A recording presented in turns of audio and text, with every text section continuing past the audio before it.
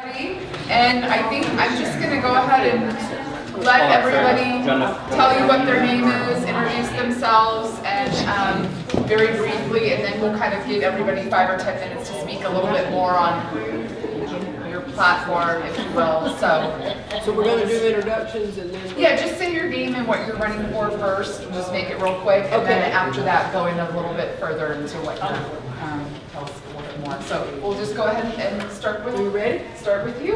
Okay. Everybody ready? Start with Sandra. Thank you. Okay. Well, I'm Sandy Erickson, and I'm running for the vacancy on the Soquel Union Elementary School District, which is in Santa Cruz, Capitola, and Soquel. So it's a kind of a large, odd-shaped district, but it's got 3 different cities in it.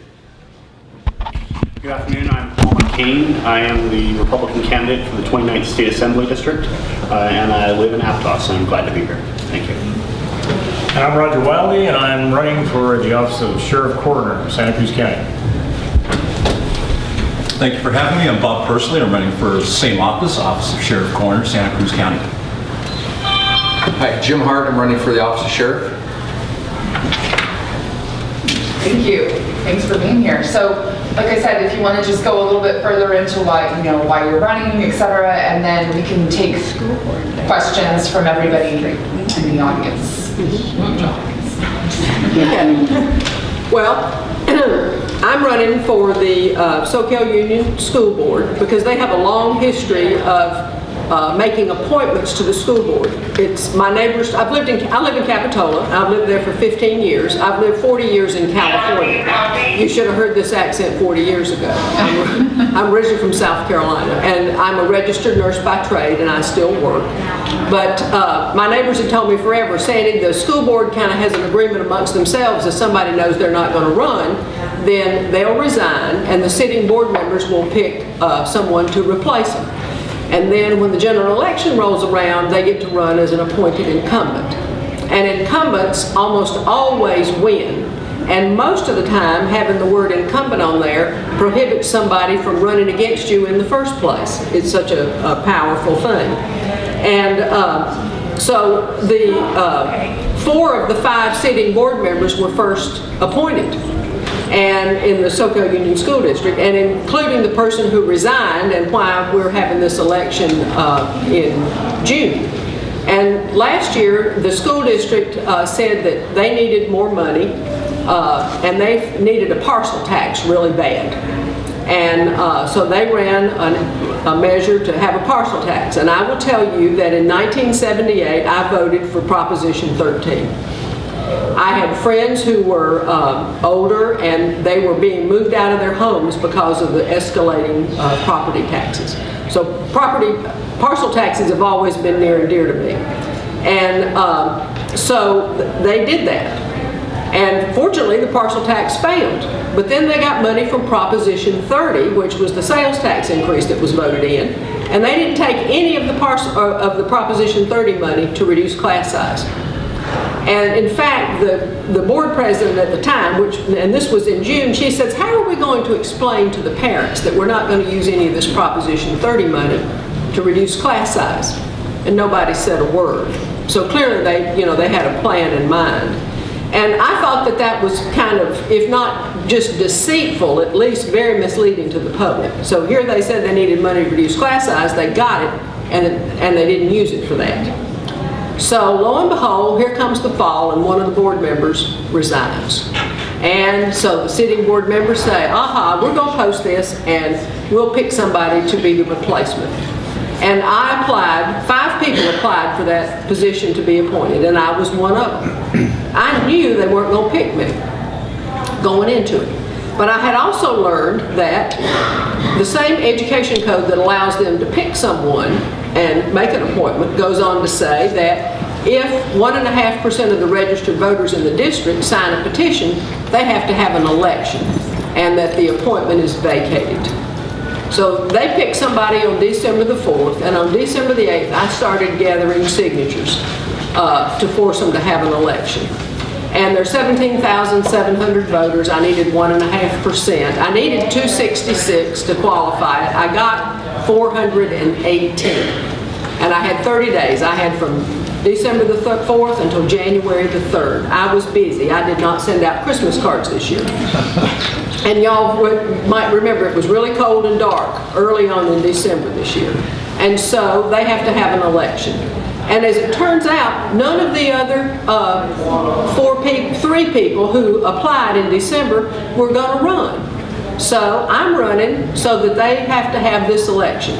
The one thing that people were responsive to was, number one, the voting public. When they find out what's going on, that people are being appointed, they're appalled by that. They really think that it's better when people elect people. And if you are going to be appointing like-minded people all the time, then it really doesn't matter if the seat's vacant, because it doesn't change anything. Just let it go and then let somebody run. And the other thing they didn't like was that when they got money, the school district didn't do what they said they needed to do, which was reduce class size. What they did is they gave the teachers a 3.5% raise, and they gave the non-teachers union a 3% raise. My point was, I think the teachers deserve a raise, but I would have given a little less. And I would have said, we told the people we needed to reduce class size. We're going to at least take a 0.5% and do class size reduction in K through 3. I mean, at least be honest with the folks about something and do something that you said was important. So that's why I'm running for this. So it's going to be on the June election. It is still a special election, though, because they weren't planning to have an election until November. And they're screaming like mashed cats because they have to have an election. And so I'm hoping that, I know that Scotts Valley is not in my district, but I'm hoping that some of you have children or grandchildren who do live in my district, and you can let them know that you heard me. And I think they should have been true. And they're a school district. I have said many times, they're first an employment agency, they're second a retirement and a health insurance agency. The third thing they do is they're a charity. And fourth is they look to see what's left over and let's see what we can spend on the students. I think the students should have been first in line for at least a little bit of what they got from the people. And so that's why I'm running, and I appreciate the opportunity to come talk to y'all. And I'll just tell you too, I said I was a nurse. The other thing I did, I was active in Reserve Air Force for 29 years. And so I say I can be really bossy really quick. So thanks for listening to me. Thank you. Good afternoon, everyone. I'm running for the State Assembly. Scotts Valley is part of the district. It's the 29th State Assembly District. My campaign is focused on common sense, everyday issues. With all due respect to my opponent, Mark Stone, his last 2 years in office, he has put forward the environmental issue as his prime issue. I feel that there are other issues that our district needs to face, such as unemployment, crime. Our unemployment is at 9%. Our violent crime is double the national average, and we need to address these things. I look forward to taking your questions. I will be in this race all the way through to November, and I look forward to answering all of your questions. Thank you. Hi, I'm Roger Wildey, and I'll tell you a little bit about myself. I've got some literature over there, so I won't go into too much detail, but I was born and raised in the county of Santa Cruz, raised in the Live Oak area, went to local schools, spent 4 years in the Navy, and when I got out, I worked my way through college as a furniture mover and got my BA in politics from UCSC. Then later on, I went back and got my master's degree in criminal justice administration from San Jose State University.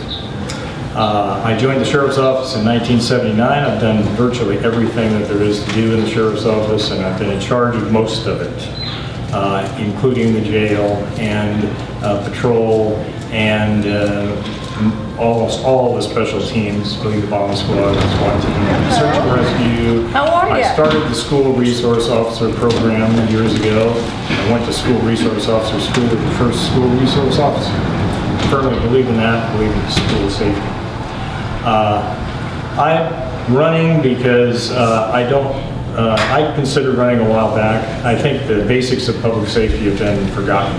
especially lately with the new Taj Mahal that they built in Live Oak. I mean, it's a beautiful facility, but I think they've forgotten everything in the name of opening this new office and outfitting it. It's enormously expensive. I think with Assembly Bill 109 and at least 44,000 high-end prisoners coming back into the county, I think we're looking at a dramatic crime increase because we don't have any place to put them. Instead of realistically doing something about it, what they've done, they have a custody alternative program that is supposedly rehabilitating offenders. They have 64 people, I believe, at last count in it. Most of those people are eligible for work release. These are people that would pull off the line to do this program. And this is kind of an extension about it. They're doing a $25 million, I'm sure it'll be more than that, remodel of the minimum security facility, which has been closed down for 4 years, which they could have just remodeled that, brought it up to code, and it wouldn't have cost very much at all. And then they could have built an additional facility, and probably it would have been better to build a mental health facility, which was they could have done under the terms of the grant. The other thing that I'm concerned about, or that galvanized me to run, and I know it galvanized Bob, and it's sort of like what Sandy, who I like very much, has said, this has been an anointment. In spite of what Jim Hart says about him not knowing what was going to happen, it's ironic that he was a Republican all his life, and then 1 year ago he became a Democrat. And it seems to me that he was preparing for this race, and that he was preparing to be part of the political machine that runs the county. And he is in lockstep with whatever they have to say and whatever they do. And that's not in the interests of public safety. So I'm an independent candidate. I'm interested in doing what's right, not what is righteous. I look at all sides of an issue. I don't care about the politics. I don't care about the ideology. I care about what makes sense and what's the reasonable thing to do under the circumstances once you've examined all the evidence. And I look at things from all sides. I'm interested in innovative solutions. We need more deputies. We need to galvanize the public to get us more staffing. But in the meantime, what we need to do are put more deputies back on the street. When I worked for years to try and get a 4th shift, which covers doubles the number of deputies on the street during the prime time in the evening when most crimes occur. As soon as I left, that was lost. I would reallocate our people, get more deputies on the street, get more community deputies, get them on the street, and we're just going to have to neglect the other things or sacrifice the less important things so we get deputies on the street and enhance public safety. I think it's critical that we take a look at that. The other thing that would be very simple is to revive our reserve program.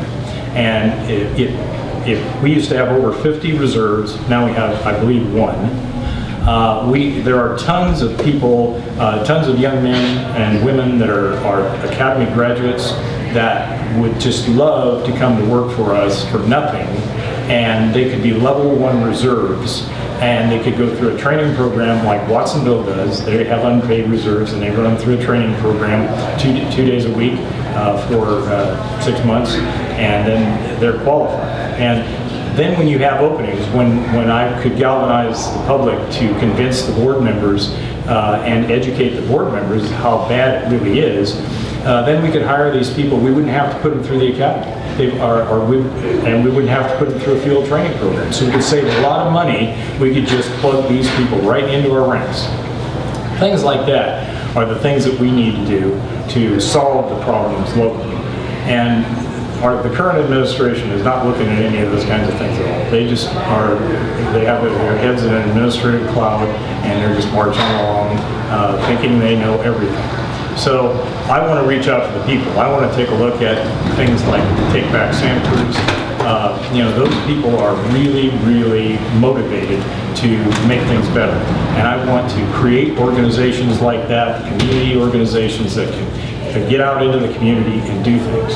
And have more volunteers. I mean, Stanislaus County, back in 1998, they had over 500 civilians. They did vehicle abatement. They were in uniforms. They had their own incident command vehicle. They had their own communications center, and they were very prideful of doing the job that they did, and they did all kinds of things in the community.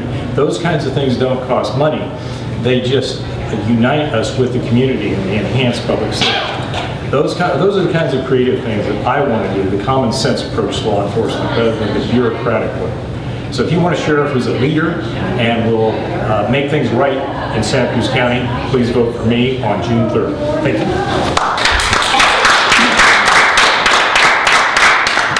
Once again, I'm Bob Pursley. I'm running for the office of Sheriff Coroner. I've been here for about 34 years now. I was with the Sheriff's Office for 33 years after a 4-year stint with the Air Force. I was stationed in Merced at Castle Air Force Base. I would come to Santa Cruz to vacation, take a break, and decided this was going to be my home. As circumstances would have it, I took a test for the Sheriff's Office in 1979 while working as a reserve police officer at Livingston PD in Merced County. I was hired here. I've been here ever since. I retired this month last year, so this is my anniversary month of becoming a civilian. What that has done for me is allowed me a different perspective. And that perspective is the office is doing a good job. It's not doing a great job. It could be doing a better job. Just because people pull me off to the side and said, now that you're not working there, I need to talk to you. Just from hearing that and hearing what people had to say opened my eyes up. It's like, I'm not as great as I thought we were. That means there's room for improvement. And what is that improvement? Going back to the old ways. Going back to where that deputy patrolling your neighborhood knew who you were. How did they know that? They got out of their car. They spoke to you. They actually looked you directly in the eyeballs and said, hi, my name is Bob Pursley. I'm the deputy working this beat at this time, on this part of the week. If you need anything, please don't hesitate to call. I'll come and talk to you. That's how we used to do that. And you'll hear we don't have enough people to do that. We have nearly the same amount of deputies on the street that we did in 1979. Granted, there's been a population spike in the county, but that doesn't mean that the deputies out there cannot exercise proper human contact. Not say, well, go online and file a report. Once again, a crime happening to you, what would seem minor to us because we deal with this every day, it might be the most major thing that has ever happened to you in your life. And probably the only thing that will happen to you, but it is the main thing that is your main focus at this time in the present. We should treat that as such. We don't. We trivialize it because it's just one of those things. It just happened. It's another auto burglary. Oh, it's another window smash. Somebody blew up your mailbox. Everything should be treated one with professionalism and dignity and give you that direct contact that you deserve. Is it going to happen all the time? No. But that's what I mean by bringing back traditional law enforcement. As opposed to seeing the head of the patrol car zoom by at 40 miles an hour and never give you a glance. Never know that you were there. If you're sitting at a stoplight next to a person in a patrol car, all they do is look straight ahead. They never look over at you, wave, smile, and they keep going. That's not right. That's not right as a human being. So I want to bring some of that back. We do need more deputies on the street. That's where the public comes in to play and say, we need more people. How do we go about this? What do we need to do to impress upon you that we need more deputies on the street? That's where a groundswell of community service, community activism comes in. We need that. Another reason I got into this race, close to what Roger said, close to what Sandy said. Do you realize not since 1994 have you voted for a sheriff in this county? It's been almost 20 years because it's been passed off. It's not illegal, but it's not right. You, as the citizens of Santa Cruz County, have not been afforded the opportunity to vote. Our opponent will say, well, if you wanted to run, you should have gotten there earlier. Well, once again, the case of incumbents running. I'm finding this out at my level.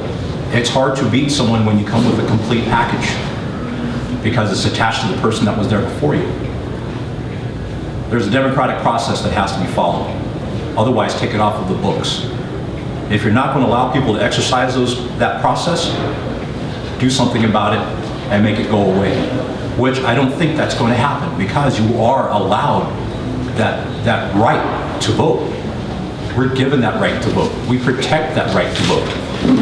That was one of the main reasons I got into this race for sheriff. Another is the community deserves better. We can do better. And as your sheriff, I will make sure that that happens. Thank you.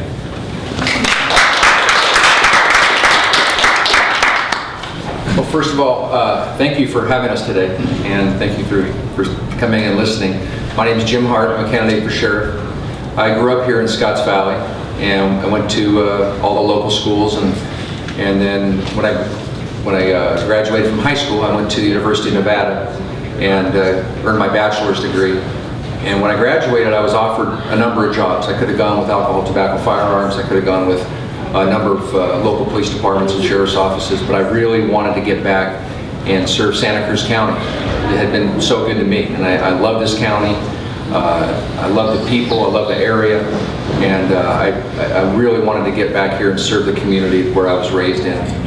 I started out as a deputy sheriff in 1988, and I worked my way up through the ranks from sergeant to lieutenant to my current position as chief deputy of the Administration Bureau. I currently oversee our $75 million budget and our 340 employees. Prior to being the administration chief, I was the corrections chief, and I ran our jail system. We have about 108 correctional officers and about 500 inmates on any given day. When prison realignment hit in 2011, prison realignment was the largest justice reform we've seen in 40 or 50 years. I was responsible for crafting Santa Cruz County Sheriff's Office plan for realignment. I sat down with my staff and we crafted a very thoughtful and productive plan that included not having to build more jails. Jails cost about $100,000 a bed to build, and we didn't want to have that kind of bill go to the taxpayers. So we made some changes in our system, created some capacity in our jails, and our realignment program has been very successful. We've had over 16 California counties come and visit Santa Cruz County to look at what we're doing on prison realignment so that they can model our program. It's received awards from the California Association of Counties, as well as the Robert Woods Foundation, which was a national award for good practices. And I'm very proud of that program. We're currently in the process of building a new sheriff's headquarters in Live Oak, which is our highest call volume area. Over 25% of our calls are in the Live Oak area. We used some redevelopment agency money that was going to be returned to the state when Governor Brown took apart the redevelopment agencies in 2011, 2012. And we used that money and we built a new sheriff's office headquarters that's going to serve the public really well because it's centrally located. It has all of our facilities in one location rather than being spread out around the county. And like I said, it's in an area where we have a large call volume, so we'll have a lot of deputies coming and going through our highest crime rate area in the county. I'm best qualified for this position for a number of reasons. One, I'm the only one that has continuously been working for the Sheriff's Office for the past 26 years. I'm also the only candidate who has risen to the level of Chief Deputy. I report directly to the Sheriff, and I oversee budget and a lot of people, and I'm the only one that has that experience. I've led our office through a very difficult recession, the largest economic downturn since the Great Depression, and I'm proud to say that we did not lose a single person to that. And that took a lot of work and a lot of creativity with the budget to keep the deputies that we had. We had 17 positions unfunded, but we kept every deputy that was working. And in this coming budget cycle that starts July 1st, in the budget, my job as the administration chief is to write the budget. We'll be getting 7 of those deputies refunded back to patrol. And when I take office in year 2, we're going to continue to refund, and by the end of year 3, I want to have all 17 deputy sheriffs back on the street. I'm the only candidate who's led the office through major projects such as the construction of this new facility. We've also applied for and received $25 million from the state that's going to retool the Roundtree minimum jail into a medium jail. We're going to add 64 beds. And we're also going to turn that facility into a programming, treatment, and education center for long-term inmates. Because of realignment, we're now holding inmates for up to 12 years in county jail. It used to be that an inmate could only stay no longer than 1 year, but now we're holding them for 12 years. And so our goal is to reduce recidivism, reduce the number of times inmates come back to us. And this programming, treatment, and education center is going to help us with that. I have a number of very strong endorsements, including Sam Farr and Anna Eshue, who are Congress people, the entire Scotts Valley City Council, the entire, every mayor in the county of the 4 cities has endorsed me. We had a forum with the Deputy Sheriff's Association, and over 76% of the deputy sheriffs endorsed me to be the next sheriff. The Sheriff's Office Correctional Association just endorsed me as well. I also have the endorsement of the probation chief and the district attorney. So all the groups that work in the justice system believe that I'm the right candidate for this job. So I know that absentee ballots have gone out this week, and you'll have an opportunity to vote absentee as soon as you receive them. And the election's on June 3rd, and I respectfully request your vote. Thank you very much. Thank you all so much for your eloquent speeches. Let's open it up to questions. Anybody have any questions for any of the candidates? This one's for Mr. Hart. I'm asking you because you're the only one who, while up there, was bored and didn't care to be here. So this is, I feel, get you involved a little more. Why should we trust you as a concerned citizen with the crime rate as high as it is, and with the AB bill that's sending all the prisoners back to the county? How can we trust you to keep us safe when you have failed, when the sheriff's department has failed with such a high crime rate in the district and the county? And why should we trust you to continue the failed practices that have been continued? Why shouldn't we change? Okay, thank you for your question. First of all, I am excited to be here. I've done a lot of these forums with these gentlemen. I'm always happy to come out and talk to any group that wants to talk about the sheriff's office. The thing that you won't hear about is that the crime rates in our county, crime rates statewide and nationwide, are down. They've been declining for the last 19 years. In fact, they're at the same level as they were in 1960. Santa Cruz County this year is not, in the unincorporated area, has not had a single homicide in the unincorporated area. Last year we had 3 homicides in the unincorporated area. The year before that we had 4. The year before that we had 3. So the violent crime rate is down. Our property crime rate is down significantly, and our solve rate is up. In fact, our solve rate is nearly twice the rate it was a year ago. So crime rate's going down, solve rate's going up. I think our administration has done a very good job. I think our deputy sheriffs have done a fantastic job. We're not getting thousands of inmates in Santa Cruz County. How AB 109 works is the prisons did not empty their prisons into the county jail system. The prisoners that were in prison when prison realignment hit stayed in the state prison. Anybody who committed a non-violent, non-serious, non-sex crime after October 1st, 2011 and was given a state prison level sentence, instead of being sent to state prison, they were sent to county jail. We averaged somewhere between 70 and 80 of those inmates a year. So what I did to create capacity is I evaluated who was in our custody. And the thing that we have to ask ourselves is how much time is enough time? What are they in custody for, and are they a threat to our community? And so we use an assessment tool. We assess them out, and if they're not a threat to our community and they have served some time, then we can put them on other forms of confinement like electronic monitoring, sheriff's parole, or work release.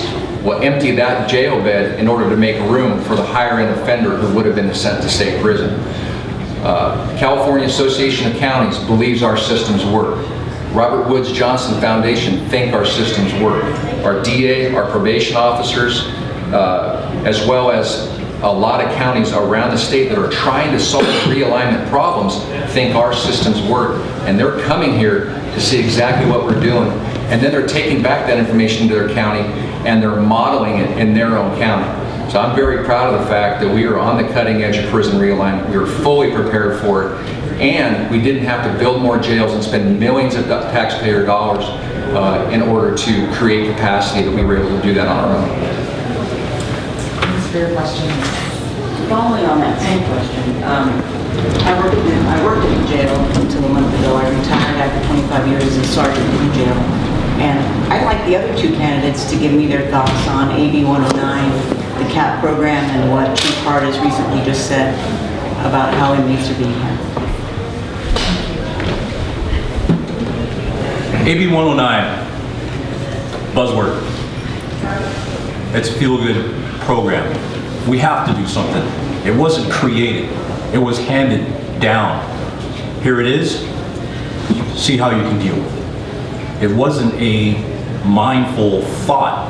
It was, pardon the term, oh crap, here it comes, we need to do something about it to contain it. And that's what this is. The program here is a containment program. Why is everybody looking at it? Because no one else has a containment program either. It was one of those things that was handed down without thought. We're going to do it because we're bursting at the seams. So guess what? You have our problem now. Parts of it have merit, other parts don't. You're doing training and rehabilitation, but you're not doing any follow-up once those people are released. If you put someone in an environment where they have to behave, they're going to behave in order to get out of that confinement. What happens once they leave that confinement? That's the important part.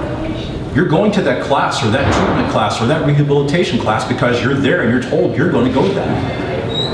What are you going to do once you're out of that confinement, once you're out of those directives? Are you going to succeed? Are you going to prosper? Are you not going to go back to your old ways? We don't know that until they come back. We have to put in a tracking mechanism to follow these people, to make sure that they stay on the straight and narrow. That's part of AB 109 and the programs that are in place now. That's where they fail. Yes, is it going to cost money? It will cost money. But let's spend the money now and make that program really successful, because we actually are keeping track of the people that are being released from jail. They've got the training, they've got the rehabilitation, if they've accepted it. Now let's see what they do outside with it and track each one of those individuals. What wasn't being said was, we're creating 64 beds. We're not creating 64 beds. We're taking away 277 beds. I closed that Roundtree facility. Why did I close it? Because when you have inmates lying in their beds and the window frames fall out and crush them, it is not a good thing, because that building was put out in 1975, and it still looks like it's from 1975. You can't have that type of facility in 2014, much less in 2010, 2011. That money could have been used to rehabilitate that facility, thus creating more space to rehabilitate inmates, and take that money that would be left over to put in a tracking mechanism to follow these people once they're released out in society. That is a part of AB 109 that is missing, and that we should actually do. Well, the Custody Alternatives Program is in response to AB 109. The main reason that the sheriff is in lockstep on this is because Susan Mariello, the county administrative officer, is on the state board of this, and so it's another one of these unproven theories. There's studies that show that this kind of program works. And that's why all these other agencies are coming to look at it, just like Bob said, because it's not been done before, and there's no statistics that show that it works at all. So it's an unproven theory and ideology that they put in place in the hopes that it'll work. It doesn't make any sense that it's going to work, because we're getting more and more of these inmates coming into the county. We used to have 7 to 10 people in custody for murder when I was main jail commander back in 1997. Now we have 40 or more. we're going to see more and more of these people. Without additional facilities to put them, we're going to have tons of people. Yes, Governor Brown has managed to delay the release of these prisoners, but we're going to see more and more higher-end offenders as the jail fills up with real high-end offenders. We're going to see higher and higher borderline offenders being released in the community, and they're not making any realistic plans to deal with these people at all. They're talking about rehabilitating them. Sorry, some of these people can't be rehabilitated. So when the jail fills up with all of these high-end offenders, they're going to be released on the street. And they're doing that already. The sheriff has made decisions where I know one lady that one of the judges was complaining about had an 8-year prison sentence, served 1 year, was sent back to the county, and she was released immediately. And those people commit property crimes. Some of them are not high-end offenders, but they do the car clouds, they do the burglaries, they do the frauds, the identity thefts. Those kinds of things are happening. And yes, you can manipulate the statistics or gloss over the statistics, and like Mark Twain said, things aren't really statisticians really aren't the best people. And I think you can take a look at what's really happening, and you can say that we are going to experience a dramatic crime increase in this county. We need more deputies, we need more bed space, we need to come up, I'm not saying the custody alternatives program doesn't have some benefit, because I do believe in rehabilitating people, and I believe, as Bob said, we should have services for these people, after they are released, so that we can bring them back into society. But some people are never going to be able to be brought back into society, and what are we going to do when all of these criminals are wandering the streets and we've got 7 deputies on the street to handle it, and we don't have any place to put these people? It's just, we need to come up with more proven ways to deal with this rather than some ideological dream. So I'm very concerned about what's happening, and the people of Santa Cruz County should be very concerned as well. And as sheriff, I intend to work with the community to come up with realistic solutions. Thank you.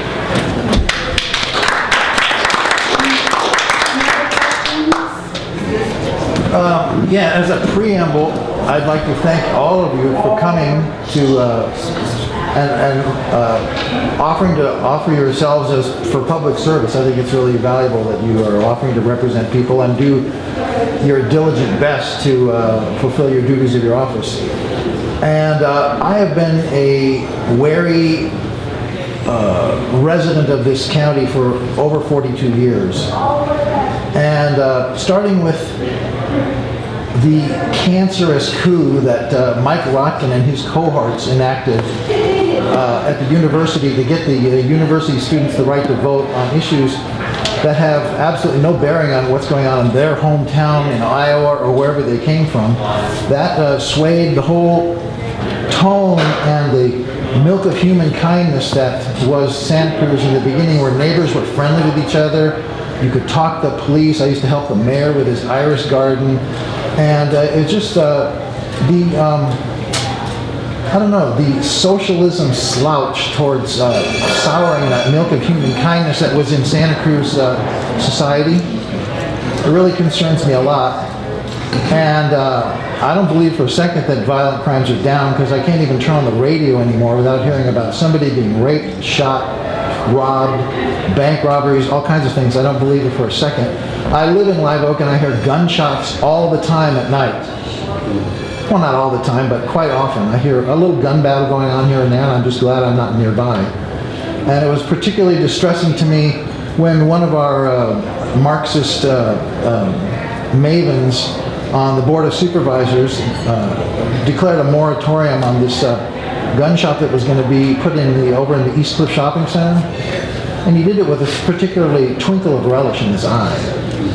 And I'm very concerned that policing is being turned into a rancid commodity because of all the fear that's covering everything. And I think policing should be a really wonderful community interaction with the police, the sheriffs, the highway patrol, whoever is helping to keep the order and peace in the community, peace officers.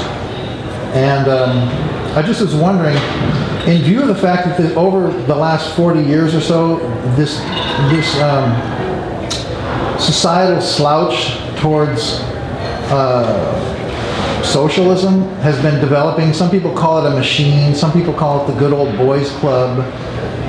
And I just noticed that there's a lot of corruption being tolerated, and I'm sick to death of seeing these zombies wander around and find out that there's needles all over the place that people are having to pick up.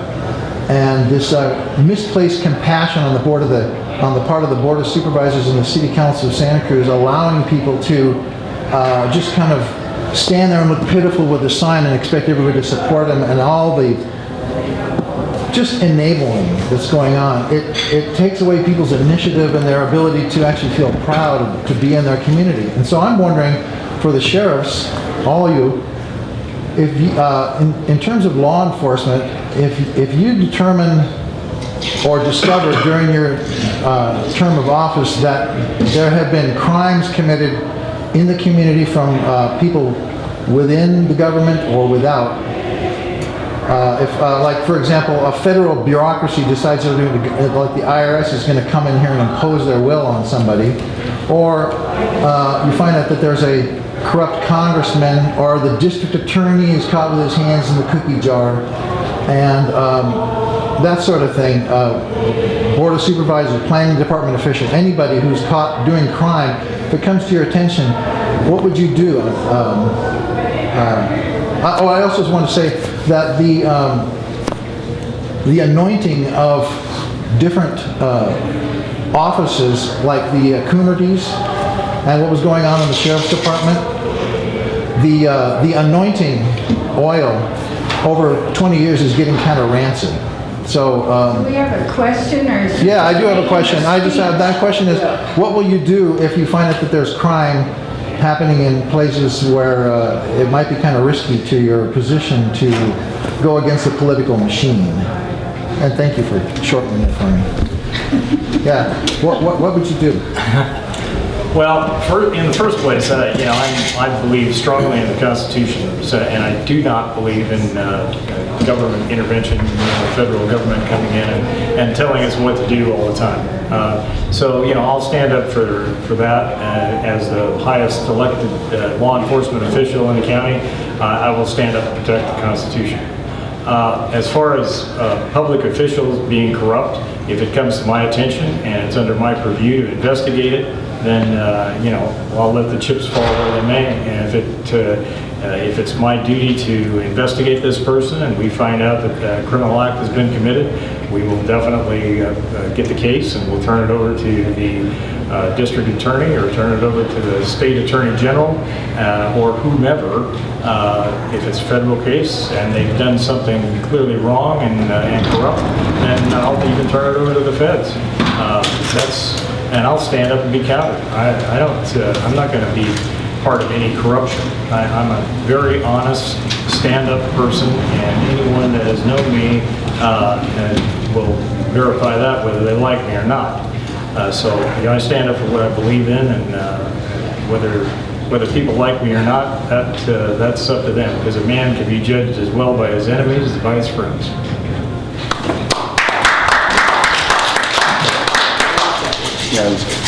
We have laws for a reason. If someone's breaking the law and that's brought to my attention as your sheriff, I will investigate that, or pass it to the next entity that will investigate that. We take the initial information, we look at it, we dissect it, one, to make sure there is a crime that has occurred. I don't want to prosecute or persecute without fact. Then take that fact, once it is determined that there is a crime, just like we do for any crime, verified a crime has occurred or is occurring, then I move it on to the proper investigative authority. As the highest elected official in this county for law enforcement, I have to make sure there is no conflict of interest. So would it be better for me to investigate or have an outside entity once we've done our initial investigation, so there's no duplicity brought in, no one says you're in cahoots, and no matter what your decision is, it's tainted. Therefore, I would remove my agency from that investigation, turn it over to a reliable agency, and let them do their investigation, let them come up with the proper decision on how this should proceed. Therefore, I'm not beholden to anyone on that decision other than I determine there is a crime that has occurred, it needs to be investigated. Please, outside agency, take this and do your best job that you can to make sure you get this solved. That's the bottom line on any crime, especially when there's one of a higher level. So that's how we would do it, and that's how I would do it. Would you keep tabs on it and follow up? Definitely, I would have an investigator assigned to follow along with that, not just let it go. But the thing is, it would not look appropriate for me to investigate, say, the Board of Supervisors or the District Attorney's Office, because there could still be a conflict of interest brought up, because we still have to work. And it might be one person, it might be 10 people. We don't know that, so why would I even interject myself into that? Let some other agency handle it and do it appropriately. So the job of the sheriff is to follow the law and enforce the law. And if a law is broken, then my department will do whatever it is we have to do to investigate that case and follow the law. My current job as the administration chief is I'm in charge of our internal affairs division. And so if there's an officer or an employee who's involved in a criminal complaint or a policy violation, it's our job to make sure that that case is thoroughly investigated and the facts are determined. And if it's a policy violation, the appropriate discipline is handed out. If it's a criminal violation, the case is referred to the district attorney. When I spent 10 years working narcotics assignments, there was more than one occasion when we did a narcotics case on a public official. And I did that case, I submitted to the district attorney, and the appropriate actions were taken. So, you know, as a police officer, as a department head, I have no problem following law and enforcing the law, no matter who is involved. Thank you. Thank you so much. Any other questions? Going once? No. For the sheriff's candidates, that's what I'm really interested in. If you were sheriff today, what would you do? What three things would you do to help the community increase staffing that wouldn't cost any money? Well, I'm already doing it. I am increasing the staffing, which I think is a key is a key piece to what we're trying to accomplish right now. We lost those 17 deputy sheriff positions. 7 are being refunded. As we move into this new building, we're finding that it's much like moving from an old factory to a new factory. There's going to be some work processes that change. And I believe there's 1 or 2 deputy positions that I can move back into patrol and change that around and have some more net gains back in patrol. The work processes themselves with this new building are going to be much better and much more efficient, so we're looking to try to get more out of what we have. And I think that we have a finite amount of money in county government. We have a finite amount of money in the sheriff's office, and we have to spend that money and use that money to the best of our ability. I do think the budget is getting better. The recession is all but over. It's turning around, and we will be able to get some of these positions refunded. The other thing I want to do is on the community side is I want to develop a sheriff's advisory group from a member of each community throughout the county. And we have our counties broken up into 11 beats county-wide. And I want to have a representative citizen from each of those 11 beats and then 1 from each city who sits down with me once a month and talks to me firsthand, without any other staff, unfiltered, to let me know what's going on in their community and what the concerns are, so that I can have that open collaboration with the community. The other thing I want to do is, right now we have 6 substations throughout the county, and we have 65 volunteers that work in those substations. And I want to increase our volunteerism throughout the community. We used to have close to 100 volunteers before the recession hit. And I think because of the recession, some of them went back to work, but we did lose a number over the last 6 years. I want to get those numbers back up. We have volunteers who are doing citizen patrol. They're checking neighborhoods. They're doing vacation watches, where if somebody's on vacation and lets us know, we have a volunteer that will go check their house every day to make sure it's okay. Right now we're developing a group in the Live Oak area that wants to do beach patrol and let us know if there's large parties gathering or if there's some illegal behavior, and then they'll call that into our deputies. So I want to work with the community and utilize the community a lot more to be a resource for us. And then lastly, I really want to work on our recidivism reduction models. Because of our prison realignment plan, we've reduced recidivism by 4% in the last 12 months. Statewide, recidivism is a return to custody within 3 years. Statewide, that average is 70%. Countywide, we were at about 70%. We've knocked that number down to about 66%. I think with this new round-tree retooling of an existing structure where we're going to build this education treatment facility along with 64 beds, and we're working with 27 community-based organizations that we can deliver these inmates from the inside to the outside and transfer them to them so that they're getting aftercare once they leave our facility. And I think the more we can reduce recidivism, the better off we're going to be, because recidivism does a number of things. It lowers crime rates because there's less people doing crime. It lowers the number of cases going through the courts. It lowers the district attorney's caseload, the probation department's caseload, the public defender's caseload. So system-wide, it has tremendous impacts. And I really want to focus in that area as well.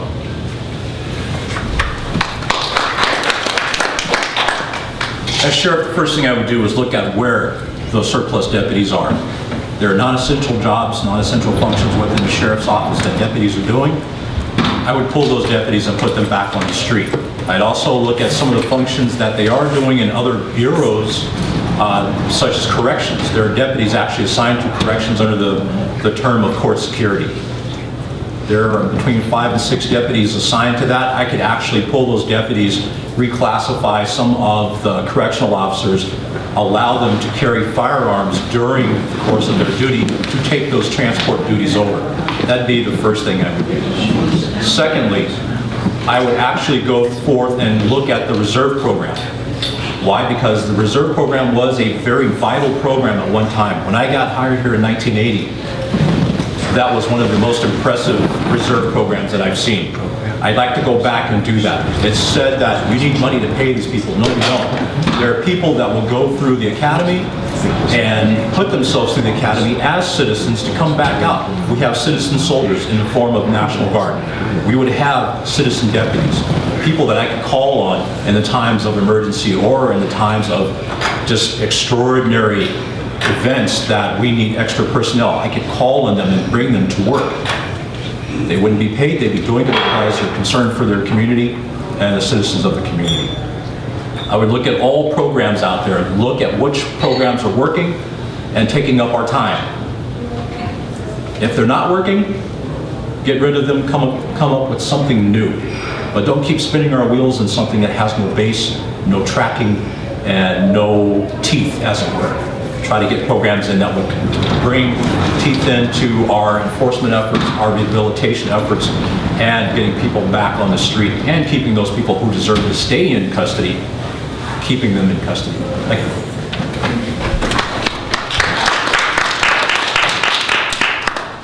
Well, the biggest problem is deputies on the street. And how do we get new people? Well, again, as I said, we need to educate and galvanize the members of the community, the citizens of the community, to convince the board members and educate the board members to hire new deputies. But while we're working on that, I again would create full deputies and sergeants. We have 22 sergeants, which is a lot of sergeants for us. I'd be pulling them out, having them work as community deputies, having them work the streets as patrol deputies if I had to. I'd reallocate those shifts so that we had, or those people, so that we had a 4th shift. That's critical. Jim Hart keeps saying we're going to get 7 new deputies this coming fiscal year. When Sheriff Woolwack presented that to the board, the first thing Susan Mariella did was stand up and say that's not going to happen. Now, Jim says that she's signed off on this. We'll see if it passes the board. I suspect it depends on how the election goes in June, whether you get those deputies or not. Because Susan Mariella is not interested in funding new positions at all, or unfreezing existing positions. this advisory committee thing that Jim keeps bringing up, I'm not in favor of something like that, because you get representatives from every element of the community or from every part of the county, but those people are usually politicized or opinionated, and they don't really represent oftentimes their own community. I'd rather work personally with those people and have community meetings and events and talk to those people personally, do surveys and get their opinions and find out what they need and work with them to come up with creative, reasonable, logical ways to do community policing, which again has been lost. Again, Jim Hart keeps talking about 6 services. As far as I know, there's only 4, unless you count little offices like the one up on Summit Road at the school up there. I don't know, but as far as I know, there's only 4 service centers that run. So, but we need community deputies. We used to have a deputy in Corralitas. We used to have all kinds of deputies, and now we don't have community deputies. And it was interesting, when I was up in Davenport the other day, they were talking about they're just totally left out in the cold, because the Live Oak deputy is the deputy that works Davenport, which never has made sense. But this meeting was just a little while ago, and a few days before, on the 25th, it was rather magical that 27 positions, or 27 overtime positions were allocated for the first time in years. We're going to have Coast Patrol up there, supposedly, overtime positions, right before the meeting that we had up in Davenport. So, I think that there's we need to be genuinely approaching these problems, not just politically approaching these problems. This 4% recidivism rate, that could just be a blip on the screen. Again, statistics are not going to tell us whether this is really working or not. A 4% could be statistically insignificant.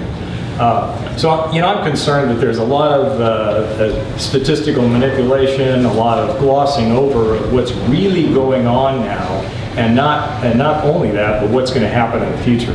So, again, reserves are critical. I already went over how many academy graduates we have roaming around that would be happy to do that. Citizen volunteers, again, bring back the motorcycle posse, which has been lost under this administration. I see these common sense things just having gone by the wayside, and I don't see that going to change at all. So if you want somebody who's going to be practical and creative, then vote for me. Thank you very much.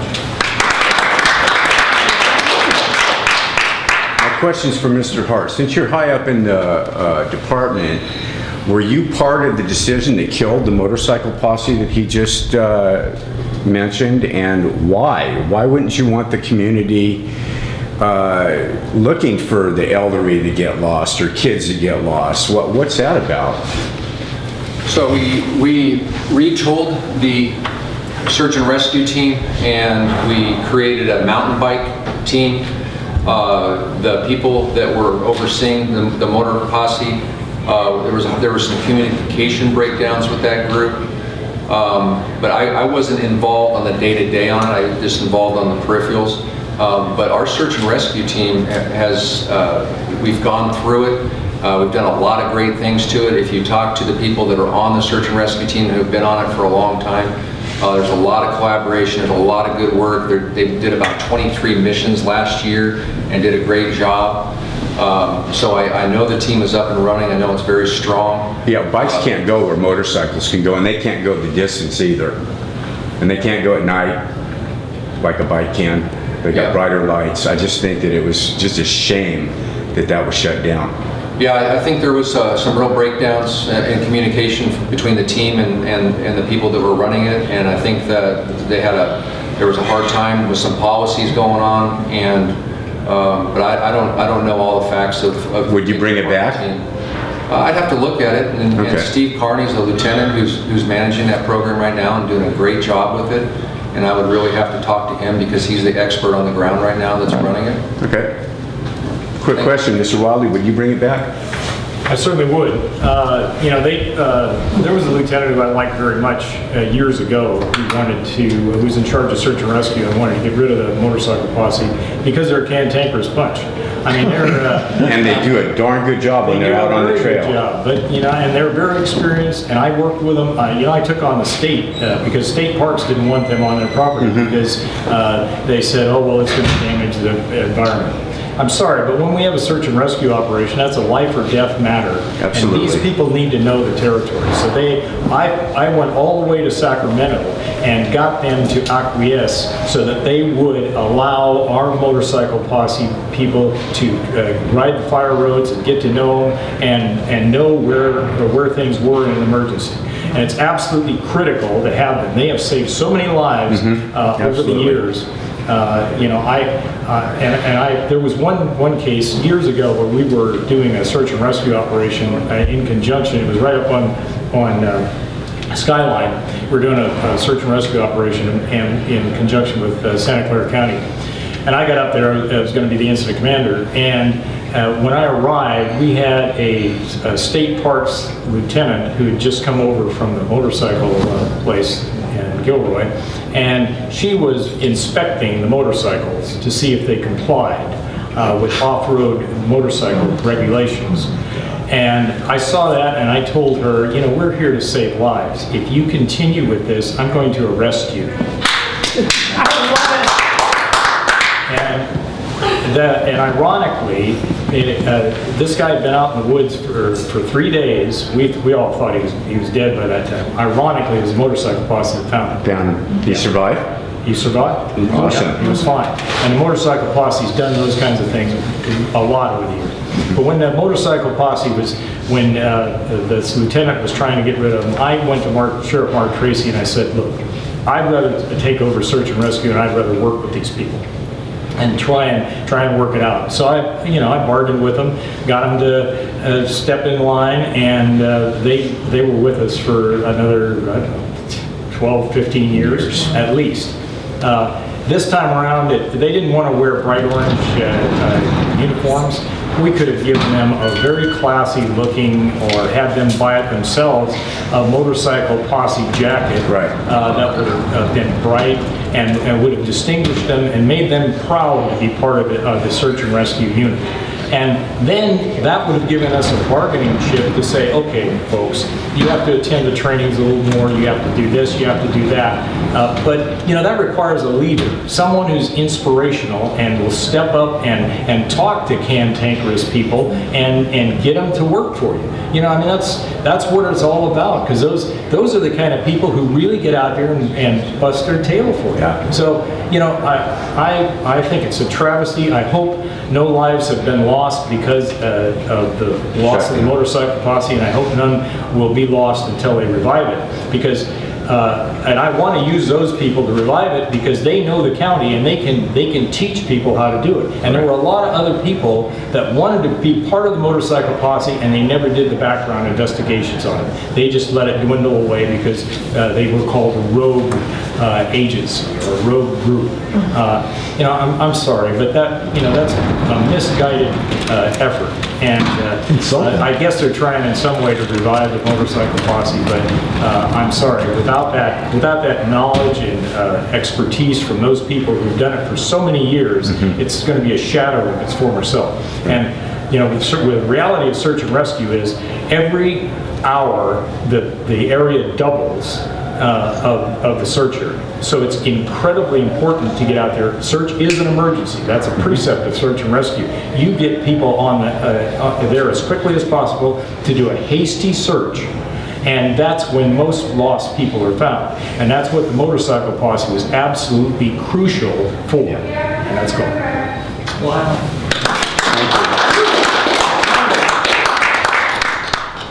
Any more questions? Sure. I'll admit to being a little cantankerous and a curmudgeon myself. Can I stop you for 1 second? The gentleman behind you had a question. Okay. He hasn't said anything yet. Absolutely. Yeah, any of you, I don't know if the school board would be concerned with this, but I'm wondering if any of you have an opinion about the National Defense Authorization Act, the NDAA, overreaching federal authority coming into our state and any ideas for what kind of policies would benefit our county regarding that? Well, the National Defense Reauthorization Act, it really depends on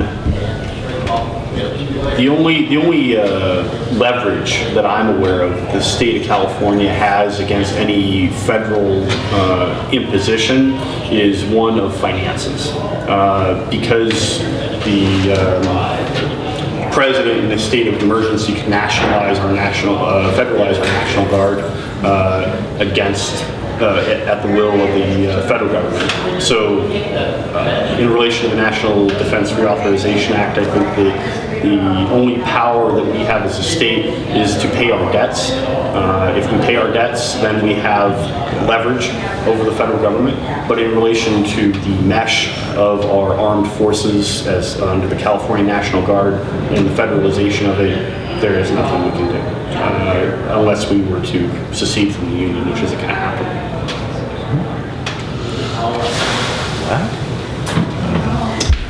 Well, I believe in the Constitution of the United States, and I have signed the oath for the Constitutional Sheriffs and Peace Officers Association, and I think the NSA and the federal government overreach. You know, I mean, look what happened in Nevada. That's in my county. I would be standing out there with this landowner and preventing the federal government from coming in and being unreasonably intrusive. I'm not saying I wouldn't, and I certainly will work with the federal government when we have serious drug problems, hard drugs such as methamphetamine, heroin. If we have drug cartels running marijuana plantations, if they're seriously damaging the environment. Otherwise, I don't think marijuana enforcement is important at all. This is a very marijuana-friendly community, and I think going after the the medical marijuana users, the collectives is absolutely silly. And I know Jim Hart probably feels very differently because he worked 10 years, and he worked a lot, cleaned up a lot of marijuana plantations and worked, sat outside the hydroponic stores and tracked these people down. And he probably would be a very strict marijuana enforcer and work with the federal government all the time. I'm not going to do that. But I think that government overreach needs to be. The sheriff is a person in the county, he's the highest law enforcement official in the county, and you can stand up to federal government intrusion. And if that Nevada thing happened here, like I say, I'd have my deputies and I'd be there telling them, I'm sorry, you're not going to arrest this guy, and you're not going to take his cattle. That's way beyond what government should do, and I just don't believe in that. So I will stand up and do what's right. It's a case-by-case basis, but I will stand up and do what's right. Well, I think all of us, both of these gentlemen have spent a long time at the Sheriff's Office, and we've all collaborated and worked with different agencies in the federal government. They do bring resources, they do bring staff, and so it is a resource, particularly with the DEA and the ATF. When there's weapons, that are illegal type weapons and drug cases, we've all partnered with federal agencies many times. Now that there's BLM land in this county up on the north coast, we're going to have to work out a relationship with the federal government on that. We've already written up an MOU with BLM on the Sheriff's Office patrolling that area and how we're going to split that jurisdiction and work with that jurisdiction. I think you can get a lot done working in collaboration. It doesn't have to be a standoff between sheriff's deputies and BLM officers or agents of the federal government. I think there's ways of working collaboratively with the government. We have a strong history of that in Santa Cruz County of working on different task forces that involve state, local, and federal agents, whether we're working on drugs or weapons violations. So there is a place for them. They do bring resources. They do bring money. And oftentimes our desire is the same as theirs, to get the illegal drugs off the street, or to get the illegal weapons off the street, or to arrest somebody who's wanted for a violent crime. We're all in that together as far as trying to make our community safer. And if we have to work with the federal government to do that, then we'll do that. But we're not going to, they're not, I've never seen them come into this county and impose their will on us. They will come in this county and ask us for assistance or ask us to deal with the local issues while they're doing their case. But I've never seen a situation where they've imposed themselves on us. We've seen instances where the federal government has imposed themselves on a county, which is Alameda County and the city of Oakland. They've laid down the guidelines because of the problems that Oakland was having with the lack of enforcement, the racial profiling, the look at the statistics of the arrest. They kind of tilt the scale in one direction. The federal government recognized that. That's when you saw them come into Alameda and say, this is what you're going to do, this is how we want you to do it, and these are the people that are going to help you. I have a criteria I work on with working with other agencies. If they come into this county and say, we're going to do this, first thing, is it legal, is it moral, and is it ethical? If they can actually answer those questions without thinking about it, then I'm going to help them. I'm not concerned about the militarization within the state or within the country. I was part of the military. I can guarantee you they have bigger things to do than worry about Santa Cruz County. But once again, if they do come here, legal, moral, and ethical, that's what I'm looking for.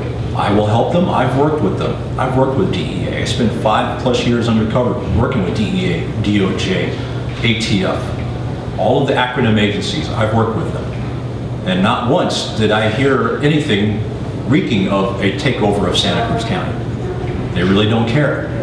As long as you're doing what you're supposed to do, just like being a citizen, as long as you're doing what you're supposed to do and follow the guidelines and follow the rules, I don't think there's going to be that kind of an issue. But once again, always remember, when you think about stuff, legal, moral, and ethical, this is how you should control your life, that's how business should be done, and that's what I'll continue to do. Thank you. And I think you had a question. Did you have Yeah. In terms of peaceful and proper policing, it seems like what was originally intended by the founders of this country was that the people themselves should be the government, and I think it's really been sad how the people have gotten lazy and allowed things to get off track with how they were supposed to have been intended. And according to the philosophy, well, I don't know if it's according to, but in view of the philosophy of the Second Amendment, that the existence of a militia is, whatever you want to call it. You want to call it citizen alliance, you want to call it citizen support resources. A well-regulated militia is necessary. It's the only thing in the Constitution that is necessary to the maintenance of a free state, where people can feel peaceful in their homes and unharassed and that sort of thing. And in light of that, if we could get more citizens involved in keeping their own communities properly policed without having to necessarily call the sheriff or the city police,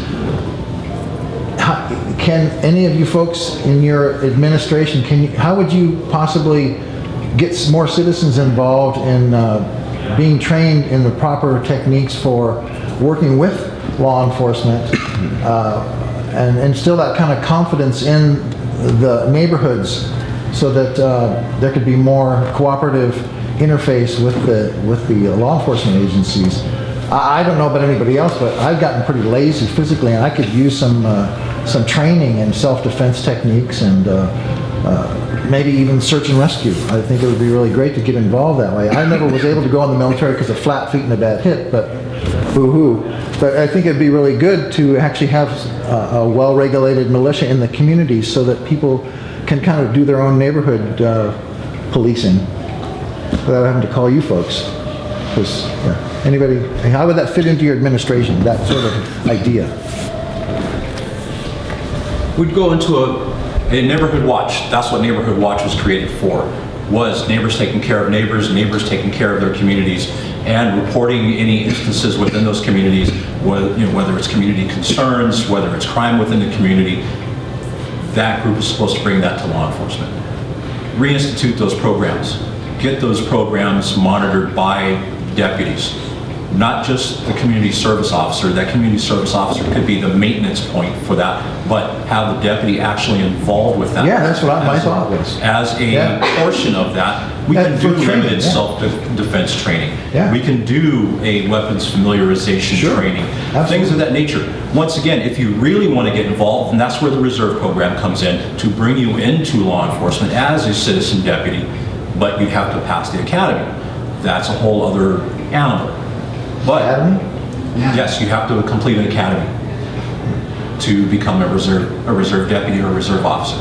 You actually have to complete the academy if you want to extend yourself that far, and people have. Over the years, people who have retired from work and still, through financial means, are able to retire early, they've gone to the academy and they've come out and said, how can I help? Get them through a background, put them on, and then they're part of your community, working free as a deputy or as a police officer, patrolling those neighborhoods. So there are all kinds of options, but it's just a collaboration between community and law enforcement to make that happen. Thank you.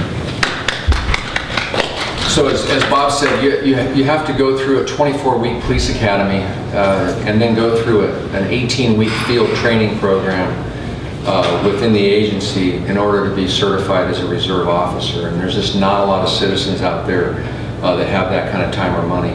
But what we are doing and what we will continue to do and try to beef up is our volunteer program out of the substations and our community policing division. And getting we have citizen patrols where citizens drive around and mark patrol cars, and they tour neighborhoods and they do vacation watches and they're checking homes and gates. So we need that sort of assistance from the community. Because our people are volunteers, we don't want them to get in physical altercations or make any sort of arrest because they don't have the training or the certificates from the state to do that. So if they see something going on, their job is to get on the radio and call it in and get a deputy out there to take care of it. But we're currently doing just exactly what you're talking about. We're also doing neighborhood watch programs in the various communities around the county, where we come in and give a presentation, teach people how to do it, and then that neighborhood is responsible for their safety. We're also using a web service called Nextdoor, where neighbors will log into a website and they'll report community concerns and problems throughout their neighborhood. And then if there becomes a criminal activity, they'll contact the local sergeant that's working that area or the local deputy. But again, that's trying to get the community involved. The hard part is getting people who have the time to get involved. Because most people are busy with their jobs and their lives and their kids and Little League and everything else they're doing. But the more that we can get the community involved, the better off we all are. Because regardless of if you're wearing a uniform or not, we're all in this together. We all live in this community. We're all a part of it. We all want it to be safe. We want our kids to be safe. We want our families to be safe. So we're all in this together. There's only a handful of the deputies, but there's a whole bunch of citizens. So we need to do whatever we can to get those citizens involved. Could there be some distinction maybe between this neighborhood watch program and the ripples of concern that are rippling through the community about a snitch program? I mean, people are concerned about snitching on their neighbors or being, people, jealous neighbors turning each other in and something like that. Yeah, there's some of that. I think that's always a risk to take when you're going to be working with the police or being the eyes and the ears of the sheriff's office. That's always going to come about. Once again, there are tons of, my son is an academy graduate, and he's trying to get on with the law enforcement agency, hasn't been able to get on, so he's going to be a reserve with Watsonville Police Department. They have an unpaid reserve program. They put him through the training program. It doesn't cost them anything, and they're going to, they'll have deputies on this, or police officers on the street that when they do get a vacancy, they can plug those people right into those positions.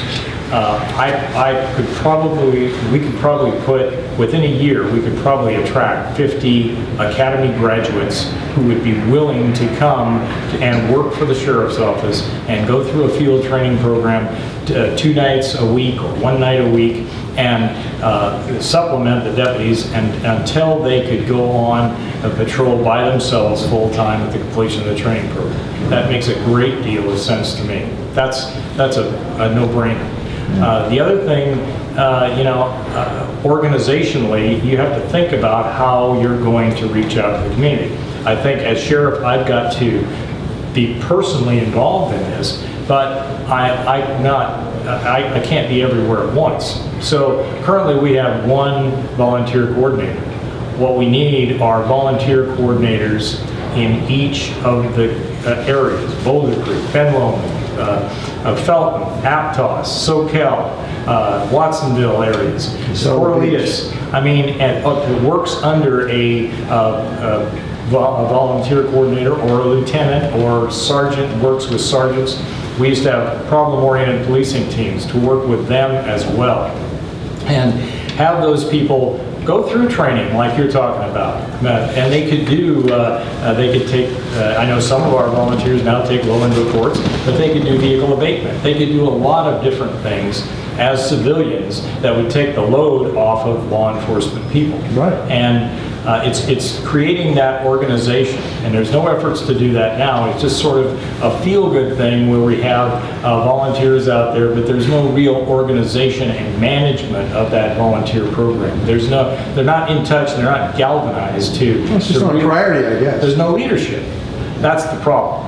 And they can be really led and pep talked and become really excited about working for the organization if they're led properly. And that's what I intend to do as sheriff, is be a leader. There's something rather disempowering about leaving it to the professionals and just kind of standing back and wringing your hands. I'd like to see more people involved. Right. Okay, we've just got about 5 more minutes. If anybody has any other questions. Unless someone else has a question.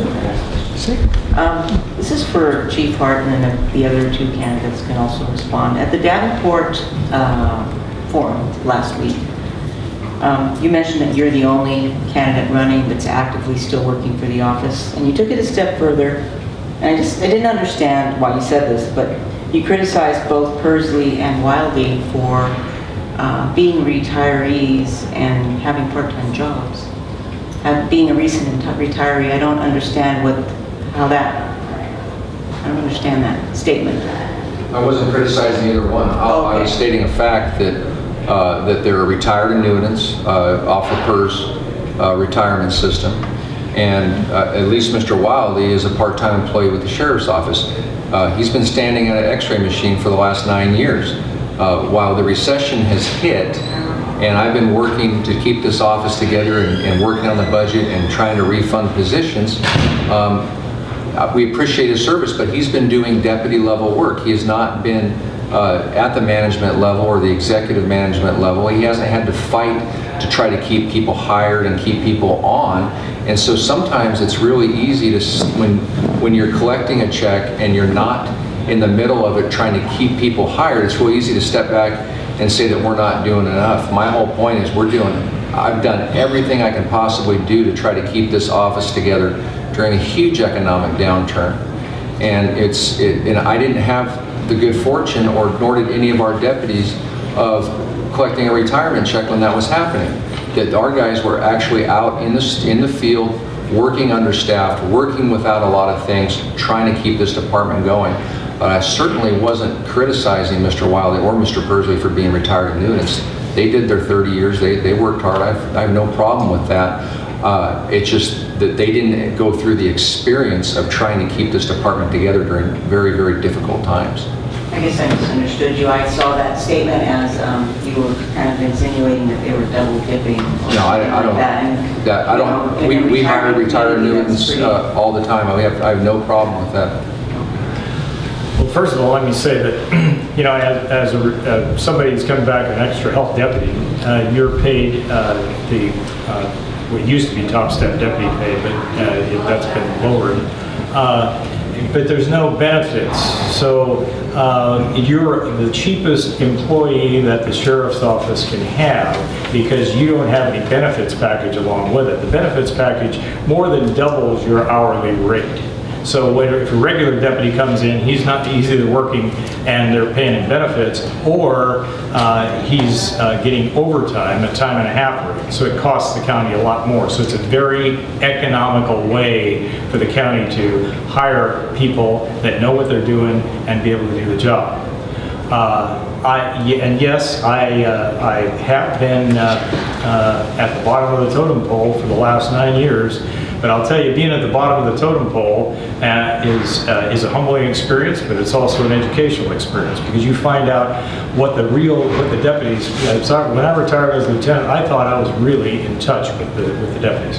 I found out how out of touch I was when I became a part-time deputy because they wouldn't tell me what was going on, even though they liked and trusted me. They wouldn't tell me the real problems, and unless you really reach out and ask, they don't tell you. Well, I found out how bad the problems were, and that's one of the reasons that really galvanized me to come back and do it again, or run for sheriff, because I want to see these problems corrected. And right now, if you look at how many people have been hired, Jim Hart says they hired 16 people in the last year. Well, they hired 16 people in the last year because there's a bunch of people who are very unhappy with the sheriff's office, and they're laddering out going to other agencies. That's why they hired 16 new people. It wasn't because they had new positions. So the sheriff's office is broken right now, and it needs to be fixed. And I intend to fix it. And by being at the bottom of the totem pole, I'm very well aware of the problems that I'm sure Mr. Hart is not aware of at all. Thank you. Yes, I'm retired. I'm not drawing a check from the county. Fortunately, I own my own business and I work as a contractor for other businesses. I've had people come to me upon my retirement asking for my services, so I'm not drawing a county check. That doesn't mean other people can't. Doesn't mean that there's not a need for that, because that expertise otherwise would go out the window, never to be seen again, as opposed to drawing upon it, bringing it back in, and taking that wealth of knowledge that would have left and utilizing it. I think there could be more of that being done.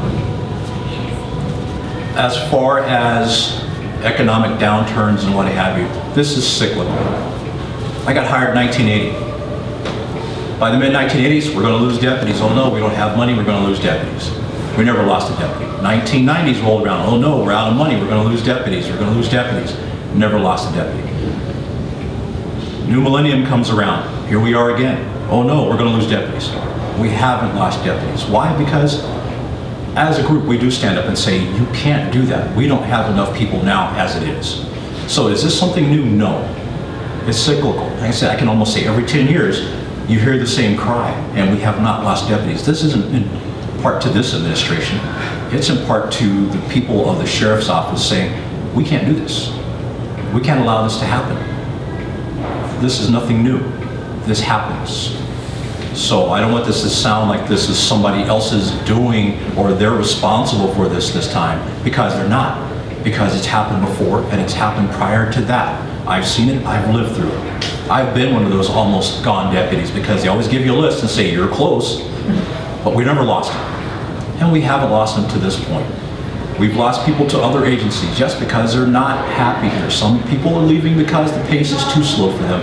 They thought they were going to be working in LASO jurisdiction or LAPD jurisdiction. Some people are unhappy because of the politics. Some people are unhappy because of the internal politics and the process of getting promotions and getting appointments into other bureaus.